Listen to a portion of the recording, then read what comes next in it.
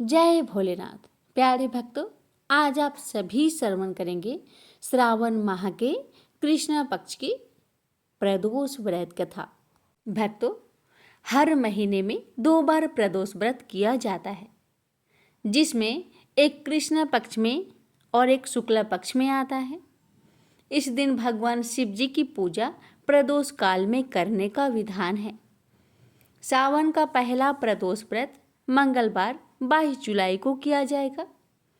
यह प्रदोष व्रत मंगलवार के दिन पड़ रहा है, इसलिए इसे भौम प्रदोष व्रत कहा जाएगा। प्रदोष व्रत का शुभ मुहूर्त।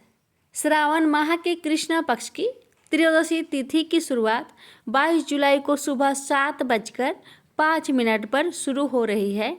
वहीं इस तिथि का समापन 23 जुलाई को प्रातः 4:39 पर होगा। इस दिन शिव जी की पूजा का मुहूर्त शाम 7:18 से रात 9:22 तक। भक्तों, प्रदोष व्रत के दिन आपको शिव जी को खीर, हलवा, बर्फी, मालपुआ, ठंडाई और भांग का भोग प्रिय है। इसके साथ शिव जी को धतूरा, समी, कनेर आदि भी अर्पित करें।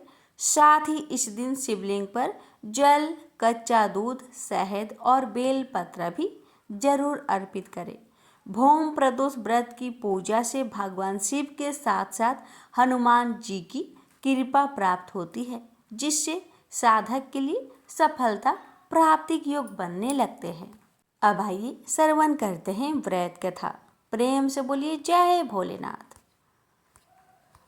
जय श्री गणेश। स्कंद पुराण में वर्णित एक कथा के अनुसार प्राचीन काल में एक विधवा ब्राह्मणी अपने पुत्र को लेकर भिक्षा लेने जाती थी और संध्या को लौटती थी। एक दिन जब वह भिक्षा लेकर लौट रही थी तो उसे नदी किनारे एक सुंदर बालक दिखाई दिया, जो विदर्भ देश का राजकुमार धर्मगुप्त था। शत्रुओं ने उसके पिता को मारकर उसका राज्य हड़प लिया था। उसकी माता की भी मृत्यु अकाल हुई थी। ब्राह्मणी को उस बालक को देखकर बहुत दया आई और उसने उस बालक को अपना लिया और उसका पालन पोषण किया। कुछ समय पश्चात ब्राह्मणी दोनों बालक के साथ देवयोग से देव मंदिर में गई। वहां उनकी भेंट ऋषि सांडल्य से हुई। ऋषि सांडल्य ने ब्राह्मणी को बताया कि जो बालक उन्हें मिला है वह विदर्भ देश का राजा का पुत्र है, जो युद्ध में मारे गए थे और उनकी माता को ग्रह ने अपना भोजन बना लिया था। ऋषि सांडल्य ने ब्राह्मणी को प्रदोष व्रत करने की सलाह दी। ऋषि आज्ञा से दोनों बालकों ने भी प्रदोष व्रत करना शुरू कर दिया। एक दिन दोनों बालक वन में घूम रहे थे, तभी उन्हें कुछ गंधर्व कन्याएं नजर आई। ब्राह्मण बालक तो घर लौट आया, किंतु राजकुमार धर्मगुप्त अंशुमति नाम की गंधर्व कन्या से बात करने लगे।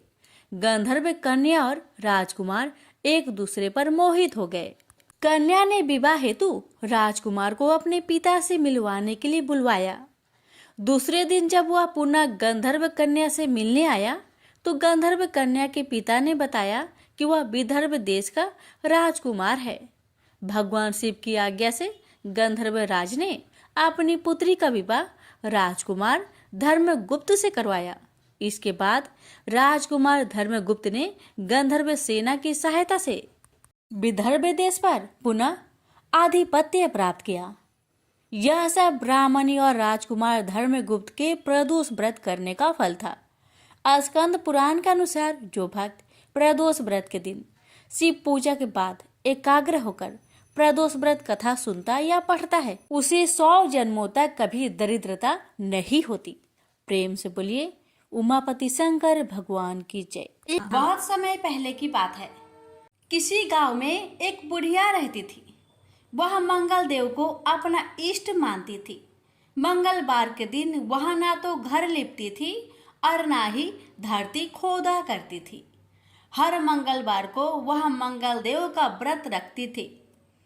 उसका एक पुत्र था जो मंगलवार के दिन ही पैदा हुआ था, इसलिए वह उसे मांगे लिया कहकर पुकारा करती थी। बुढ़िया की श्रद्धा देखकर स्वयं मंगल देव ने उसकी परीक्षा लेने की ठानी और साधु का भेष बनाकर उसके घर मंगलवार के दिन ही पहुंच गए। वह बुढ़िया से बोले कि मुझे भोजन बनाना है, तू थोड़ी सी धरती लीप दे तो मैं भोजन बना लूं। बुढ़िया ने कहा कि महाराज, मैं मंगलवार की व्रती हूँ, मैं आज के दिन धरती नहीं लिपती, मैं जल का छिड़काव कर देती हूँ, आप उस पर भोजन बना ले। उसकी बात सुन साधु ने हठ पकड़ ली कि मैं तो लिपी हुई धरती पर ही भोजन बनाता हूँ। बुढ़िया ने भी रट पकड़ ली कि आज तो धरती ना लिप सकूंगी, इसके अलावा आप जो भी करने को कहेंगे मैं करूंगी। उसकी बात सुन साधु ने वचन लिया कि धरती लिपने के अलावा जो कहूँ करना पड़ेगा। बुढ़िया ने 3 बार वचन दे दिया। अब साधु ने कहा कि अपने बेटे को बुला दे, मैं उसकी पीठ पर अंगीठी जलाकर खाना बना लूंगा। साधु की बात सुनकर बुढ़िया के होश उड़ गए, पर वह मंगल देव को साक्षी मानकर वचन दे चुकी थी। उसने मंगल देव का स्मरण कर अपने बेटे को बुलाकर साधु के पास भेज दिया। साधु ने कहा कि माँ, तू ही अपने बेटे को लेटा और अंगीठी सुलाग दे। बुढ़िया ने मंगल देव का स्मरण करते हुए बेटे को अवधार लिटाकर अंगीठी जला दी और साधु महाराज को बोलकर अपना काम करने लगी। जब साधु महाराज का खाना बन गया तब उन्होंने बुढ़िया को आवाज दी और कहा कि अपने बेटे को बुला दे, वो भी भोग ले लेगा। बुढ़िया ने हैरान होकर कहा कि महाराज, अभी तो आपने उसकी पीठ पर खाना बनाया है, अब वह कहाँ से आएगा? आप कृपया भोजन ग्रहण करें और जहाँ जाना हो जाए, मुझे और दुखी ना करे। साधु ने हठ पकड़ ली कि अपने बेटे को आवाज दे। साधु की बात सुन बुढ़िया ने जैसे ही कहा, मांग लिया, ओ मांग लिया, उसका बेटा दौड़ता हुआ आ गया। बेटे को देखकर बुढ़िया चकित रह गई। तब साधु महाराज ने कहा, माँ, तेरा व्रत सफल हो गया। सूत जी बोले, मंगल प्रदोष व्रत से शंकर, हनुमान भी रुद्र हैं और पार्वती जी इसी तरह भक्तों को साक्षात दर्शन दे कृतार्थ करते हैं। प्रेम से बोलिए हर हर महादेव, माता पार्वती की जय। एक समय की बात है, त्रिपुरारी भुजंगधारी श्री काशीपति महादेव जी जगन माता पार्वती के साथ पर्सन रूप में विराजमान थे। जग माता ने उनसे अनुरोध किया, भगवान कोई कथा कहिए। इस पर भगवान भूत भावन किंचित मुस्कुराए और बोले, हे पार्वती सुनो, पूर्व समय में कुसमांड नामक एक ऋषि का पुत्र मंडप नाम से विख्यात था। बाल्य काल में ही कुसंगति के कारण पाप कर्म में लीन हो गया था।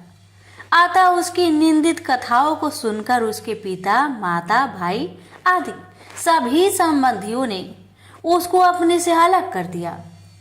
वह पूर्व जन्म के कर्मों के कारण किसी का कहना नहीं मान रहा था। उसकी आदतें यहाँ तक कि खराब हो गई कि वह साधु, महात्मा, सत्पुरुषों एवं देवी देवताओं तक की निंदा करने लगा। युवा होने पर वह दूसरी स्त्रियों के प्रेम में फंस गया। प्रेम के बस में होकर वह औरों के द्रव आदि की चोरी में भी लीन हो गया। उसके 2 घनिष्ठ मित्र थे, एक था नापित, दूसरा था पटहारा। इन तीनों ने मिलकर विचार किया कि किसी धनी के घर चोरी करके अधिक धन प्राप्त किया जाए। अतः तीनों ने मिलकर राजा के यहाँ चोरी की। इस चोरी के कारण बहुत सा धन हाथ लगा। सारा धन मंडप के पास था। दोनों मित्रों के मांगने पर भी उसने उन लोगों का हिस्सा नहीं दिया। इस धन को वह एक वैश्या के यहाँ ले गया। वैश्या के यहाँ वह प्रेम लीला करने लगा। इस बीच उसको प्यास लगी। पलंग के नीचे रखी गिलास उसने खाली कर दी। स्वाद कुछ दूसरा था। इसमें क्या था? उसने वैश्या से पूछा। इसमें मदिरा थी।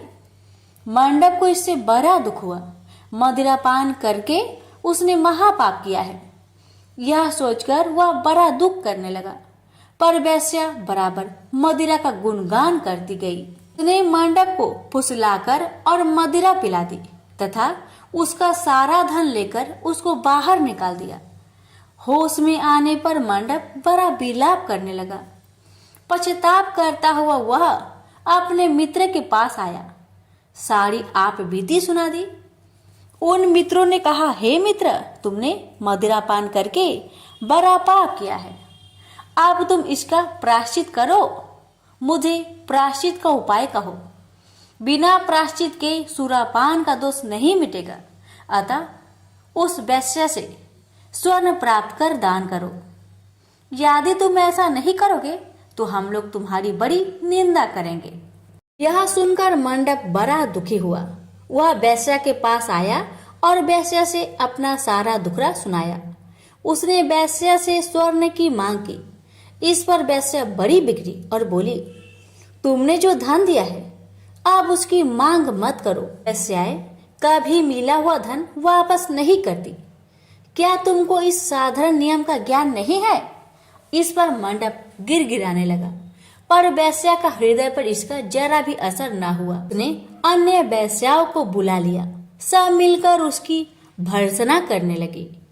कई ने तो उसको धमकी भी दे दी, हे पार्वती। इस प्रकार मंडप बहुत अपमानित होकर वहां से निकाल दिया गया। मंडप विलाप करता हुआ अपने पिता के घर की ओर चला। उसके दोनों मित्र पीछे लग गए। जब मंडप पिता के सामने आया तो दोनों मित्रों ने उसका हाथ पकड़ लिया। बोले, मंडप, हम लोगों ने मिलकर राजा के यहाँ चोरी की है, पर तुमने हम लोगों का अंश नहीं दिया है। तुम हम लोगों का अंश दो। यह बात सुनकर कुष्मांड मुनि बहुत दुखी हुए और बोले, इस अधम से तुम लोगों की मैत्री कैसे हो गई? मंडप के मित्रों ने कहा, हे मुने, इसे भाभी ही समझिए, पर न्याय की बात तो यह है कि आपका पुत्र हमारा अंश नहीं दे रहा है। यह सारा धन लेकर एक वैश्या के यहाँ चला गया। उसने सारा धन ले लिया। वह वैश्या वाद विवाद में बड़ी चतुर है। वह धन वापस नहीं करेगी। अतः आप हमारा धन दिलवाइए, अन्यथा हम राज दरबार में गुहार करेंगे। इस पर कुष्मांड मुनि ने अपने पुत्र का हाथ पकड़ लिया। मुनि ने कहा, चलो मैं स्वयं राजा के पास चलता हूँ। न्याय प्रिय और धर्मात्मा राजा के दंड से पाप का नाश हो जाता है। पाप का प्रायश्चित न करने पर नरक यातना भोगनी पड़ती है। इस पर मंडप के मित्रों ने कहा, हे मुने, आप अपने पुत्र को हमारे हवाले कर दे। राज दरबार में आपका जाना ठीक नहीं है। हम लोग इससे निपट लेंगे। इस पर मुनि श्रेष्ठ ने कहा, हे अधम पुत्र, तुम इन लोगों के साथ जाकर राजदंड भोगकर प्रायश्चित करो। तुमने जो किया है बहुत बुरा किया है। आज से तुम मेरे पुत्र नहीं हो और मैं भी तुम्हारा कोई नहीं। जब तक तुम प्रायश्चित करके नहीं आओगे मैं तुम्हारा मुख नहीं देख सकता। मंडप के मित्र मंडप को अपने साथ ले गए। दूर एक घने जंगल में ले जाकर पहले तो उसकी खूब भर्त्सना की, फिर बाद में उसको पीटना शुरू किया।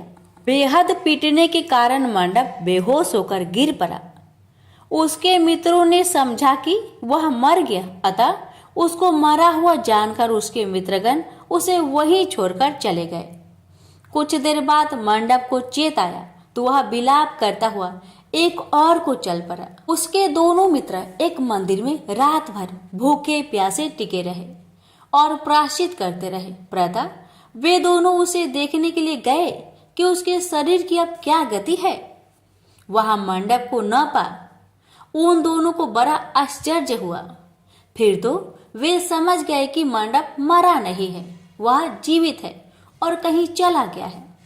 उस दिन शिव महात्म्य को जानने वाले लोग पंचकोशात्मक लिंग की प्रदक्षिणा कर रहे थे। मंडप भी उन लोगों के साथ हो गया। यात्रीगण कद्रमेश्वर के समीप रहे। मंडप ने भी वहां रहकर सारी रात जागरण किया। सब यात्रियों ने उसको साधु मान लिया और वह इस बात को भी मान गए कि वह परम शिव कुष्मांड का पुत्र मंडप है। मंडप शिवव्रतधारी परम शिव साधु के रूप में मान लिया गया। मंडप ने शंकर प्रतिमा के समक्ष नृत्य और भजन प्रारंभ कर दिया। सज्जनों ने उसकी भक्ति देखकर उसका बड़ा आदर किया। मंडप भी सत्संग से परम भक्ति भाव वाला हो गया। अब उसको ज्ञान हो गया कि शिव भक्ति के प्रताप से ही उसका इतना आदर हो रहा है। वह सबका प्रिय हो गया। साथ ही भोजन, धन्य धान्य, श्रद्धा भी मिल रही है। मंडप चंडिका देवी के मंदिर में आया। वहां काशी के धार्मिक सज्जनों द्वारा भीम चंडी की पूजा हो रही थी। मंडप का वहां बड़ा आदर किया गया। रात्रि में मंडप ने क्षेत्र महात्म्य कहा और सुना। इसके बाद शिव भक्तों और विष्णु भक्तों ने मिलकर कीर्तन किया। मंडप ने इस नित्य कीर्तन में प्रमुख भाग लिया। इससे प्रसन्न हो सबने मंडप की भूरी भूरी प्रशंसा की। इस प्रकार मंडप का मन शिव में लग गया। हे पार्वती, इस प्रकार मंडप मेरे क्षेत्र की प्रदक्षिणा करने लगा। ब्रह्म हत्या, सुरापान और चौड़े कर्म आदि पापों से छुटकारा पाने के लिए मेरी स्तुति करने लगा। इस प्रकार की आराधना से वह सारे पापों से मुक्त हो गया। देहली विनायक में आकर मंडप जीवा की लोलुपता से मुक्त होकर केवल शिव शिव का उच्चारण करने लगा। उसकी साधना और भक्ति भाव को देखकर सर्वत्र उसका बड़ा आदर और मान सम्मान होने लगा। हे पार्वती, मंडप ने अन्न जल सब त्याग दिया और बार बार विलाप कर कहने लगा कि ब्राह्मण शरीरधारी होकर भी मैंने स्वर्ण की चोरी की, साध्वी माता को ठगा, वेश्यागमन, सूरापान किया, ब्राह्मण शब्द का हनन किया। पश्चाताप से मंडप बेहाल हो गया। हे देवी, मंडप के मन में यह विचार आया कि मेरे क्षेत्र की प्रदक्षिणा करने से वह सारे पापों से मुक्त हो जाएगा। आता वह काशी काशी शिव शंकर शिव शिव की रट लगाकर अपने पापों का प्रायश्चित करता हुआ मेरे क्षेत्र की परिक्रमा करने लगा। रामेश्वर लिंग में आकर उसने स्नान पूजन किया, सोमनाथ का पूजन किया, सीता और लक्ष्मण के साथ श्री राम जी का पूजन किया।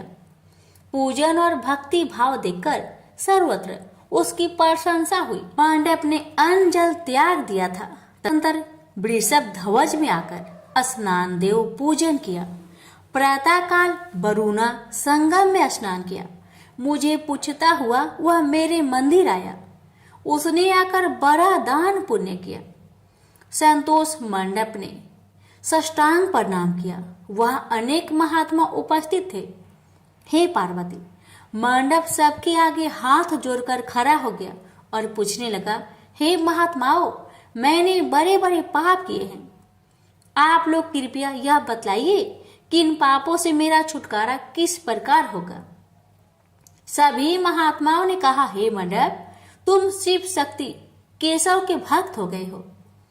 पंचक्रोशमात्मक लिंग प्रदक्षिणा से और शिव कीर्तन से तुम्हारे सारे पाप नष्ट हो गए हैं। इस प्रकार सुन मंडप ने कहा, हे सदस्य गणों, पिताजी ने तो मुझको घर से निकाल दिया है।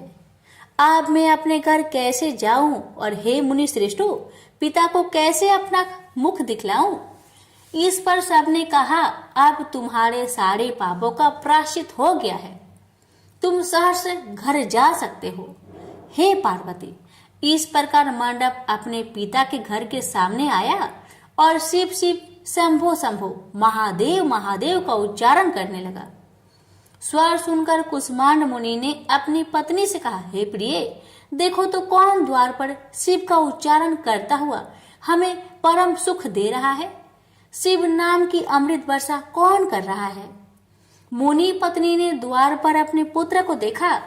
हे पुत्र, तुम्हारा आना कैसे हुआ।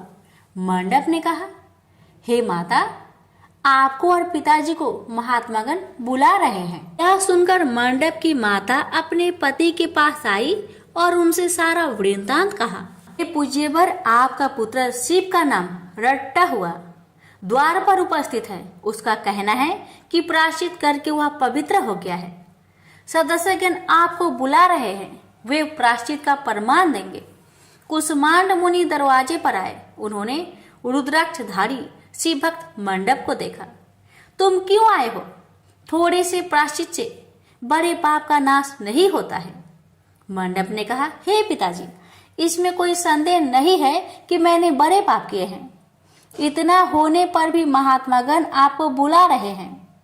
मुनि अपनी पत्नी के साथ महात्माओं के पास आए। महात्माओं ने एक स्वर से कहा, हे मुनिवर, आपका पुत्र समस्त पापों से मुक्त हो गया है। कुसुमांड ऋषि ने पूछा, हे मुनि श्रेष्ठो, किस आधार पर आपकी दृष्टि में मेरा पुत्र पाप मुक्त हो गया है? इसने तो बड़े बड़े पाप किए हैं। महात्माओं ने कहा, हे मुनि, इस मुक्ति मंडप के स्वामी श्री भगवान विष्णु है, वही इसका उत्तर देंगे। महात्माओं ने विष्णु भगवान की स्तुति की। इस पर आकाशवाणी हुई, हे स्तुति करने वाले महात्माओं, यह महापापी मंडप जो कुसुमांड मुनि का पुत्र है, अब अपने पापों से मुक्त हो शुद्ध हो गया है। यह साधु संतों के साथ शिव शंकर के क्षेत्र की परिक्रमा कर चुका है। अब कुसुमांड मुनि इसे ग्रहण कर सकते हैं। इस प्रकार हे पार्वती, मंडप को कुसुमांड मुनि आदर पूर्वक अपने घर ले गए। इस कथा को सुनकर माता पार्वती परम प्रसन्न हुई। बोली, प्रभु, आपने यह महत्वपूर्ण कथा कही, इससे कलयुग में प्राणियों का बड़ा भला होगा। कृपा कर इस पर कुछ और प्रकाश डाले। इस पर शिवजी बोले, हे पार्वती, अब तुम भैरव जी की कथा सुनो। इस पर भैरव जी प्रकट हुए और बोले, त्रेता युग में समदर्शी सांडल्य नाम का एक ब्राह्मण था। वह महापंडित था। उसकी पुत्री का नाम विशालाक्षी था। वह अति सुंदरी थी। बाल्यकाल में ही उसके पिता ने उसका विवाह कर दिया। विवाह के बाद भी वह अपने पिता के घर पर रहती थी। वह युवा हो गई। युवावस्था होने पर भी उसका पति न आया, अतः सांडिल्य ब्राह्मण की कन्या पाप रहता हो गई। इस कन्या ने काशी में बड़े पाप किए। सुंदरी होने के कारण दूर दूर के युवक उसके पास आने लगे। एक समय की बात है, बड़े बड़े पापों को नष्ट करने वाली पंचक्रोशी यात्रा के मार्गियों देखकर वह विचारने लगी कि इस लोगों को पाप रट किया जाए। उस रात यात्रीगण दुर्गा कुंड पर रुके थे। विशालाक्षी धन के लोभ से वहां गई। वहां भजन कीर्तन कर स्वयं रचाया। यात्री उसका भक्ति भाव देखकर प्रसन्न हुए और उसे वैष्णवी समझ बड़ा दान पुण्य किए। इस लोभ के कारण वैश्या विशालाक्षी यात्रियों के साथ हो गई। कर्म वेदेश्वर दहलीज रामेश्वर में उसने निवास किया और वरुणा संगम में स्नान किया। यात्रियों द्वारा उसने काशी महात्म्य की कथा भी श्रवण की। इस सत्संग समागम से विशालाक्षी की आंखें खुल गई। उसने अपने पर बड़ा पश्चाताप किया। यात्रियों का सारा धन उसने लौटा दिया और पाप से अलग होने का निर्णय कर लिया। उसने महात्माओं से पूछा, हे देवताओं, मैं बड़ी पापिनी हूँ, कृपया मेरी मुक्ति का उपाय कहिए। इस पर महात्माओं ने कहा, देवी, तुम धन्य हो, तुमको पापों से भय नहीं करना चाहिए। तुमने काशी क्षेत्र की प्रदक्षिणा की है, अब तुम हमारे साथ प्रदक्षिणा जारी रखो। विशालाक्षी ने उपयुक्त वचनों पर विश्वास किया। वह महात्माओं के साथ हो गई। 5वें दिन सभी यात्री वृषभ खंड में रहे। वह भी उन्हीं के साथ रही। सभी ने वरुणा संगम में स्नान किया और आदि केशव का पूजन किया। विशालाक्षी मुक्ति मंडप में आई। उसने बड़े भक्ति भाव से शिव शंकर की पूजा की। इस प्रकार विशालाक्षी सभी पापों से मुक्त हो गई। उसके पिता सांडल्य ने बड़े आदर के साथ उसे अपने घर में स्थान दिया। वह इस प्रकार पवित्र हो गई। भैरव जी बोले, हे पार्वती, यह काशी क्षेत्र का महात्म्य है। इसे पढ़ने सुनने सुनाने से सबका कल्याण होता है। प्रेम से बोलिए हर हर महादेव। माता पार्वती की जय। भैरवनाथ की जय।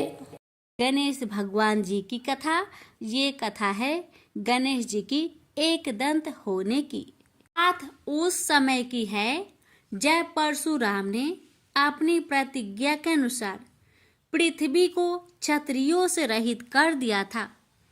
तब वे अपने गुरु भूतनाथ के चरणों में प्रणाम करने और गुरु पत्नी अम्बा तथा उनके नारायण तुल्य दोनों गुरुपुत्र कार्तिकेय और गणनायक को देखने की लालसा से कैलाश पहुंचे।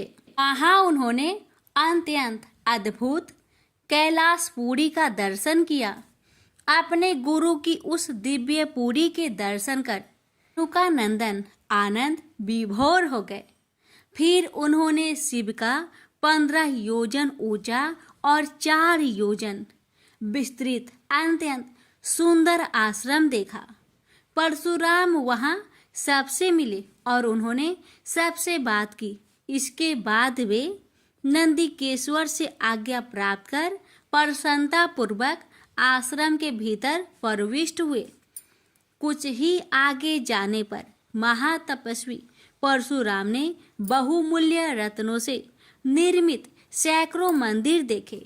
उन्होंने वहां का भीतरी द्वार देखा जो नाना प्रकार की चित्रकारी से चित्रित तथा हीरे मोतियों की गुथी हुई मालाओं से अत्यंत शोभ्यमान था। परशुराम ने द्वार के बाएं भाग में अपने गुरुपुत्र कार्तिकेय को देखा और दाहिने ओर पार्वती नंदन गणेश तथा शिव पार्वती का अवलोकन किया। वे वहां रत्नाभरण भूषित बहुमूल्य रत्नों से बने सिंहासनों पर आसीन थे। परशुराम सबसे मिलते और प्रेम पूर्वक बात करते हुए प्रसन्नचित चित्त से आगे बढ़े ही थे कि गणेश ने उन्हें देखकर कहा, शूलपाणी इस समय शयन कर रहे हैं। मैं उन परम प्रभु की आज्ञा प्राप्त कर तत्काल तुम्हें साथ ले चलूंगा। बस इतनी देर रुक जाओ। परशुराम ने गणेश के सम्मुख खड़े खड़े उत्तर दिया, बंधुवर, मैं अपने गुरु शिव व माता पार्वती के दर्शन करना चाहता हूँ। मैं उनके चरणों में प्रणाम कर अभी लौट जाऊंगा। गणेश ने उन्हें अनेक प्रकार से समझाते हुए कहा, इस समय भूतेश्वर शिव एवं माता पार्वती अंतःपुर में है, अतएव अभी आपको वहां नहीं जाना चाहिए। परम गुरुदेव शिव एवं माता पार्वती के चरण कमलों के दर्शन करने का मेरा सहज अधिकार है। परशुराम अपने आग्रह पर दृढ़ थे, किंतु गणेश उन्हें अत्यंत विनय पूर्वक समझाते रहे। मैं तो परम पिता शिव एवं माता पार्वती के दर्शनार्थ जाऊंगा ही। यह कहकर परशुराम आगे बढ़ना ही चाहते थे कि गणेश ने उन्हें रोक दिया। 21 बार पृथ्वी को क्षत्रियों से रहित करने वाले भृगु नंदन कुपित हो गए और उनका गणेश से विवाद ही नहीं हुआ, हाथापाई भी होने लगी। कुमार कार्तिकेय ने उन्हें समझाने का प्रयास किया, किंतु क्रोध परशुराम ने उन्हें धक्का दे दिया, जिससे वह गिर गए। शिव पुत्र गणेश ने उठकर परशुराम की उद्दंडता के लिए उनकी भर्त्सना की, तो क्रोध परशुराम ने अपना तीक्ष्ण परशु उठा लिया। तब गणेश ने अपनी सूंड बढ़ाकर उन्हें उसमें लपेट लिया और घुमाने लगे। गणेश की सूंड में लिपटे परशुराम सर्वथा असहाय और निरुपाय थे। गणेश के योग बल से परशुराम अस्तंभित रह गए। गणेश ने परशुराम को सप्तद्वीप, सप्त पर्वत, सप्त सागर, भूलोक, स्वर्गलोक, जनलोक, ध्रुवलोक, गौरीलोक और शंभुलोक में घुमाते हुए समुद्र में फेंक दिया। परशुराम समुद्र में तैरने लगे तो निरामयी गणनाथ ने उन्हें पुनः अपनी सूंड में उठा लिया और घुमाते हुए बैकुंठ धाम दिखाकर गोलोक धाम का दर्शन करा दिया। वहां परशुराम ने मंद मंद मुस्कुराते हुए बंसी विभूषित नवनीरद श्री कृष्ण के साथ रासवेणी राधा का दर्शन किया, तो वे बार बार उनके मंगलमयी चरण कमलों में प्रणाम करने लगे। कुछ देर बाद परशुराम सचेत होकर पृथ्वी पर गिर पड़े। समय उनका प्रतिवादी मुख स्तंभ गणेश जी द्वारा किया हुआ स्तंभन भी दूर हो गया। तब उन्होंने अपने अभीष्ट देवता श्री कृष्ण के जगत गुरु शिव द्वारा प्रदत्त परम दुर्लभ स्रोत एवं कवच का स्मरण किया और संपूर्ण शक्ति से सूर्य की प्रभा के तुल्य तीक्ष्णतम अपने परशु से गौरी नंदन पर प्रहार कर दिया। गणेश ने अपने परम पूज्य पिता के अमोघ अस्त्र का सम्मान करने के लिए उसे अपने बाएं दांत से पकड़ लिया। शिव शक्ति के प्रभाव से वह तेजस्वी परशु गणेश के बाएं दांत को समूल काट कर पुनः रेणु का पुत्र परशुराम के हाथ में लौट आया। गणेश का दांत टूटते ही भयानक गर्जना हुई और रक्त का फवारा फूट पड़ा। मुंह से निकलकर रक्त से सना दांत भूतल पर गिर पड़ा। उस समय धरित्री कांप उठी। यह दृश्य कार्तिकेय, क्षेत्रपाल आदि पार्षद तथा शून्य में देवगण अत्यंत भयभीत होकर हाय हाय करने लगे। कैलाशवासी डर से मूर्छित हो गए। निंद्रापति सुधत्मा शिव की निंद्रा भंग हुई। बेटा यह क्या हुआ? दौड़ी हुई पार्वती आई तो उन्होंने अपने पुत्र गणेश के टूटे दांत तथा रक्त से सने हुए मुंह को देखा और देखा कि उनके हृदय खंड गणेश क्रोध शून्य परम शांत लज्जा से सिर झुकाए खड़े हैं। अत्यंत व्याकुल होकर उन्होंने स्कंद से पूछा, क्या बात है? यह कैसे हुआ? स्कंद द्वारा संपूर्ण वृत्तांत सुनकर पार्वती अत्यंत क्रोध हुई और अपने प्रिय पुत्र गणेश जी को सीने से लगाकर रोती हुई शिव से बोली, मेरे पुत्र गणेश और आपके शिष्य परशुराम में किसका दोष है? आप ही निर्णय करें। फिर माता पार्वती ने अपने सम्मुख परशुराम को शिव के प्रमोदक द्वारा चरण कमलों की निर्भयता पूर्वक सेवा करते हुए देखकर कहा, हे महाभाग राम, तुम योगियों के गुरु देवाधिदेव महादेव के शिष्य हो। तुम शुद्ध मन वाले हो। तुम्हारी अशुद्धता का कारण मेरी समझ में नहीं आ रहा। तुमने करुणामय गुरु से अमोघ परशु प्राप्त कर पहले तो उसकी क्षत्रिय जाति पर परीक्षा की और अब गुरु पुत्र पर परीक्षा की है। श्रुति गुरु दक्षिणा देने का निर्देश करती है और तुमने अत्यंत निर्दयता पूर्वक गुरु पुत्र का समूल एक दांत ही नष्ट कर दिया। अब इसका सिर भी काट डालो। चरमता का अमोघ परशु प्राप्त कर ले तो क्षुद्र श्रृंगाल भी वनराज को मार सकता है। इतना कहकर क्रोध से भगवती पार्वती परशुराम को मारने के लिए प्रस्तुत हो गई। भय बस परशुराम ने मन ही मन करुणा सागर गुरु को प्रणाम कर अपने इष्ट देव गोलोकनाथ श्री कृष्ण का स्मरण किया। तभी पार्वती ने अपने सम्मुख एक बौने ब्राह्मण बालक को देखा। उस पर तेजस्वी ब्राह्मण बालक को देखकर आतुरता से भगवान शंकर ने भक्ति पूर्वक मस्तक झुकाकर प्रणाम किया। उसके बाद माता पार्वती ने भी उसे प्रणाम किया। परम तेजस्वी ब्राह्मण बालक ने शिव एवं पार्वती को शुभ आशीर्वाद प्रदान किया। यह दृश्य देखकर कैलाशवासी बालक बालिकाएं भयभीत एवं चकित हो गए। फिर भगवान शंकर ने उनका पूजन किया। वे वामन भगवान रत्न सिंहासन पर विराजमान थे। उनका उत्कृष्ट तेज सर्वत्र फैल रहा था। भगवान शंकर ने मधुर शब्दों में कहा, आज मेरा परम सौभाग्य है जो आपने कृपा पूर्वक मेरे यहाँ पधारकर मुझे सेवा का अवसर प्रदान किया है। सुतोष शिव की मधुर वाणी से प्रसन्न होकर ब्राह्मण बाल रूपी स्वयं श्री हरि ने गंभीर स्वर में कहा, आप लोग की वर्तमान स्थिति जानकर मैं श्वेत द्वीप से आ रहा हूँ। मेरे भक्तों का कभी अमंगल नहीं होता। मेरा सहस्त्र सार उनके रक्षार्थ प्रतिक्षण प्रस्तुत रहता है, किंतु गुरु के रुष्ट होने पर मैं विवश हो जाता हूँ। गुरु की अवहेलना बलवती होती है। विद्या और मंत्र प्रदान करने वाला गुरु अभिष्ट देव से 100 गुना श्रेष्ठ है। गुरु से बढ़कर कोई देवता नहीं है। पार्वती से बढ़कर कोई पतिव्रता नहीं है तथा गणेश से उत्तम कोई जितेंद्रिय नहीं है। भृगु नंदन ने गुरु पत्नी एवं गुरु पुत्र की अवहेलना कर दी है, उसी का मार्जन करने के लिए मैं यहाँ उपस्थित हुआ हूँ। श्री हरि ने भगवान शंकर के बाद भगवती पार्वती से कहा, तुम जग जननी हो, तुम्हारे लिए गणेश, कार्तिकेय और परशुराम भी पुत्र तुल्य है। इन परशुराम ने स्नेह के प्रति शिव और तुम्हारे मन में भेद नहीं है। अतः एवं जो उचित समझो करो। देव बड़ा प्रबल होता है।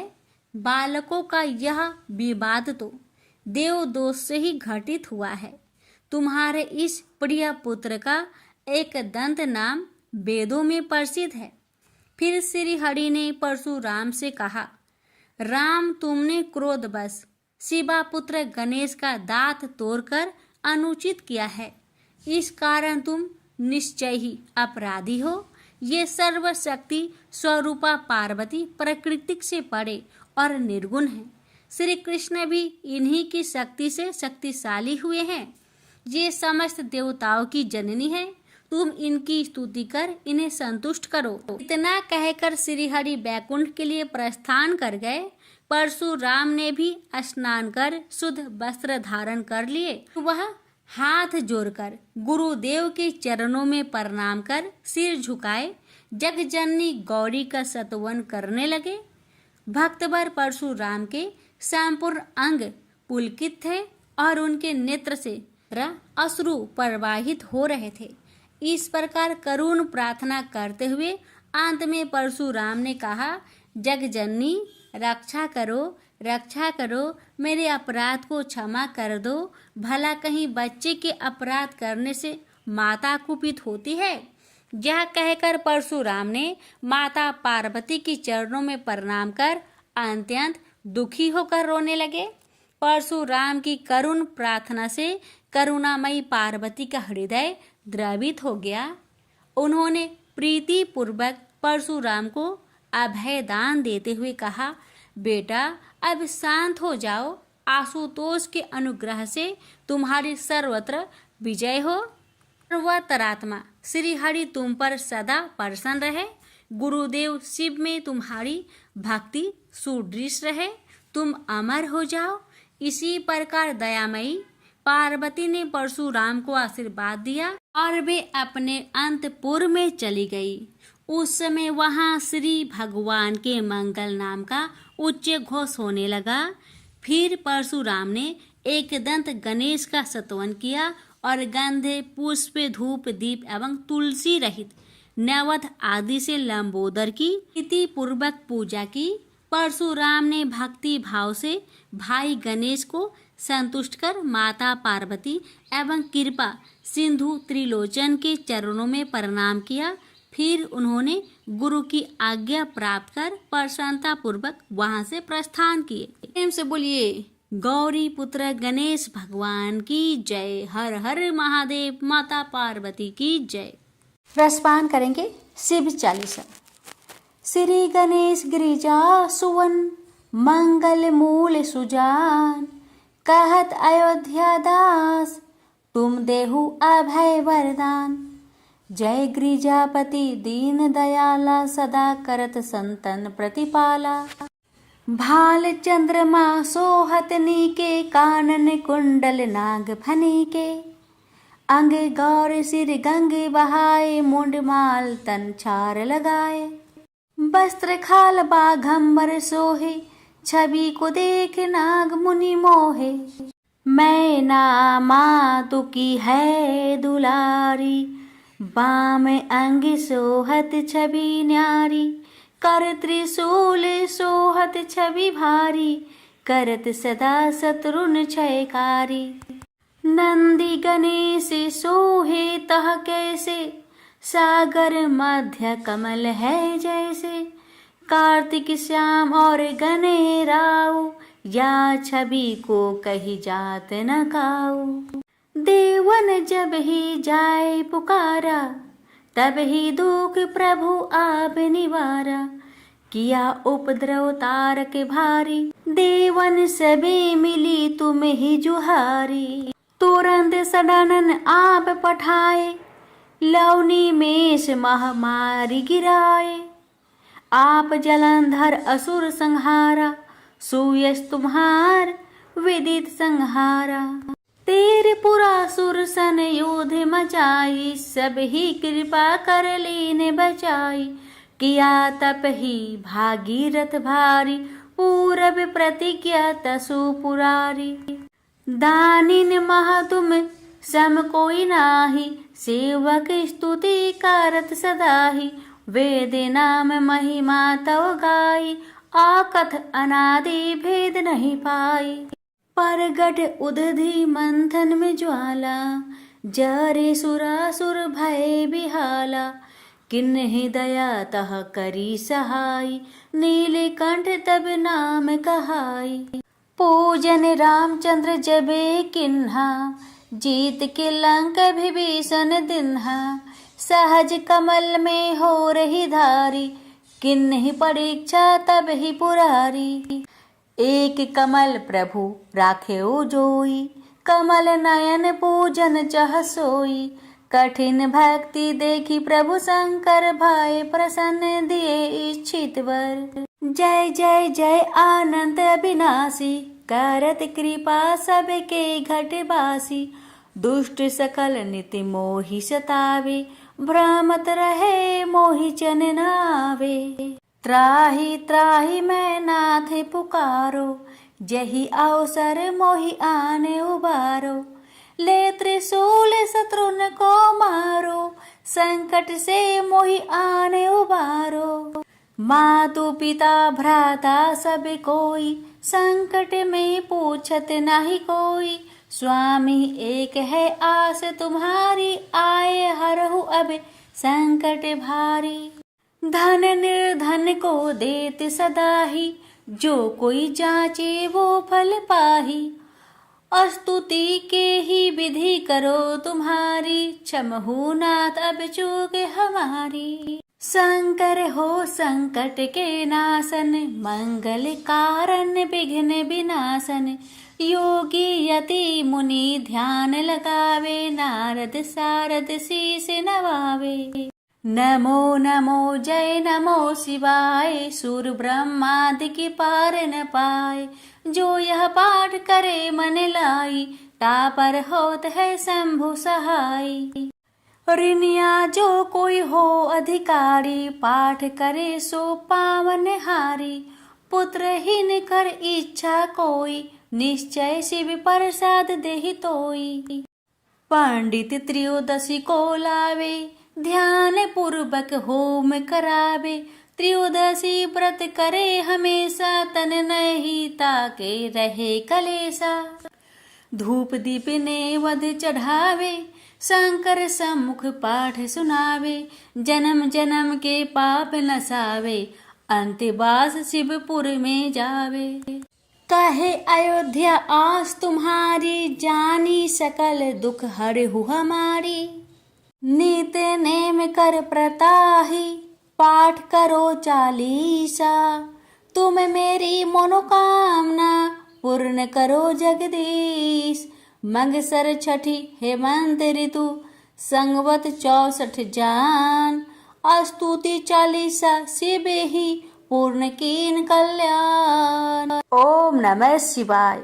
हर हर महादेव। जय भोलेनाथ।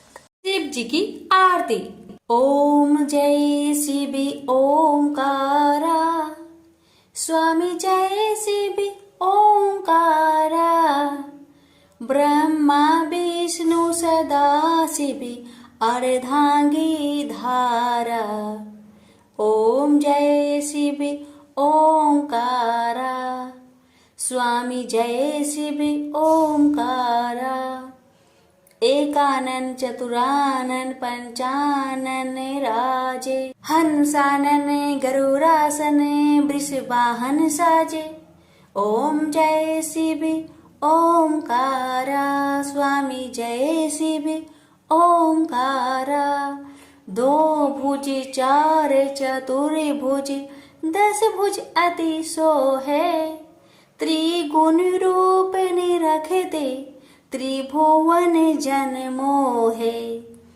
ऐछि माला बने माला, मुंड माला धारी, त्रिपुरारी कंसारी करे माला धारी। श्वेतांबर पीतांबर बाघंबर अंगे, सनकादिके गरुणादिके भूतादिके संगे। कर के माध्य का मंडलु चक्र त्रिशूली धारी, सुखकारी दुखहारी जग पालनकारी। ब्रह्मा विष्णु सदा शिव जानत अविवेका, मधु के टप दो मारे सुर भयहीन करे। लक्ष्मी व सावित्री पार्वती संगा, पार्वती अर्धांगी शिव लहरी गंगा। पर्वत सोहे पार्वती शंकर कैलासा, भांग धतुर का भोजन भस्मी में वासा। जटा में गंग बहत है गल मुंडन माला, शेष नाग लिपटावत ओढ़त मृगी छाला। काशी में विराजे विश्वनाथ नंदी ब्रह्मचारी, नीत उठ दर्शन पावत महिमाति भारी। त्रिगुण स्वामी जी की आरती जो कोई नरे गावे, कहत शिवानंद स्वामी मनवांछित फल पावे। ओम नमः शिवाय, हर हर महादेव। माता पार्वती की जय।